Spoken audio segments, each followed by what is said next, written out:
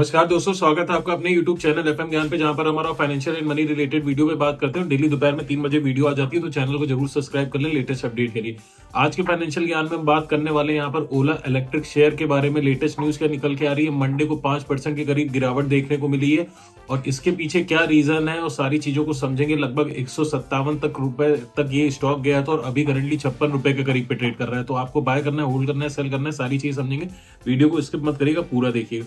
तो डायरेक्ट यहाँ पर न्यूज पे आ जाते हैं। आप बगल में स्क्रीन पे देख सकते हैं, Ola electric faces multiple showrooms raid and seizes by transport authority amid rapid expansion. यानी कि जो ओला इलेक्ट्रिक के शोरूम्स लगातार बढ़ते जा रहे थे, एक्सपैंड हो रहे थे, उसके चक्कर में यहाँ पर ट्रांसपोर्ट अथॉरिटी की तरफ से रेड और सीज करे जा रहे कई सारे ऑफिस और लगातार यहाँ पर टेस्ट करे जा रहे हैं सारी चीजों को। Bhavesh Agarwal electric scooter manufacturer Ola electric mobility is going through several regulatory issues and its rapid expansion into physical showroom. अब अगर हम बात करें, the Bengaluru based company was earlier more keen on following a digital only sales model. यानी कि digitally ये लोग cell करने की कोशिश कर रहे थे पहले, अगर हम 2022 के पहले देखें।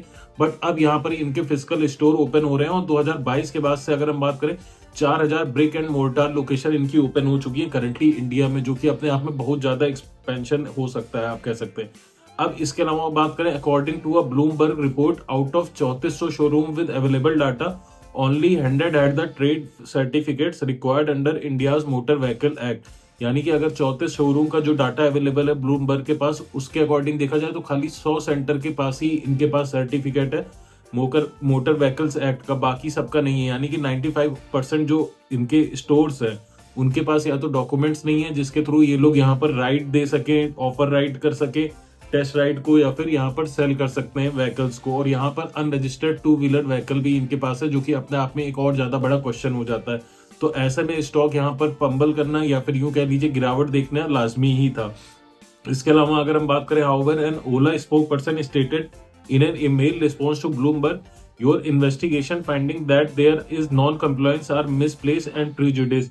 यानी कि इनके तरफ से जो एक स्टेटमेंट आया है ओला के स्पोक पर्सन की तरफ से, तो उन्होंने ये कहा है कि ये जो डॉक्यूमेंट्स की बात करी जा रही है ये मिसप्लेस है और प्रीजुडिस्ड है, यानी कि सारी इंफॉर्मेशन सही नहीं है। लेकिन हालांकि उन्होंने जो व्हीकल एक्ट है जिसके अंडर इनके पास डिस्ट्रीब्यूशन का लाइसेंस होना चाहिए, उस चीज पे उन्होंने कोई भी चीज नहीं बोली है।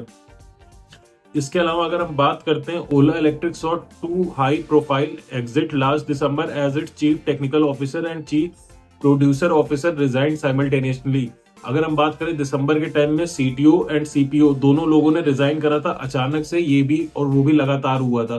तो ऐसे में एक और बड़ा क्वेश्चन हो सकता है कि बड़े पोजीशन के लेवल पे लोग रिजाइन क्यों कर रहे हैं। अगर हम बात करें, 150 रुपए तक शेयर लेवल गया था इसका, 52 वीक हाई की बात करें, लेकिन करंटली अभी जो स्टॉक है वो 56 रुपीज के करीब पे ट्रेड कर रहा है। तो अब हम बात करें कि बाय करना है, होल्ड करना है, सेल करना है, उसके पहले मैं आपको एक छोटी सी जानकारी देना चाहूंगा। हाल ही में हमने ई कार्ड फ्रेंचाइज का वीडियो बनाया था 2025 में, कैसे आप अप्लाई कर सकते हैं, तो उस वीडियो को भी जाके चेकआउट करें। अब आते हैं वापस से अपने रिकमेंडेशन पे। यहाँ पर मेरा कोई भी डायरेक्ट रिकमेंडेशन नहीं है, आप अपने फाइनेंशियल एडवाइजर से कंसल्ट करके ही सारे डिसीजन लीजिएगा।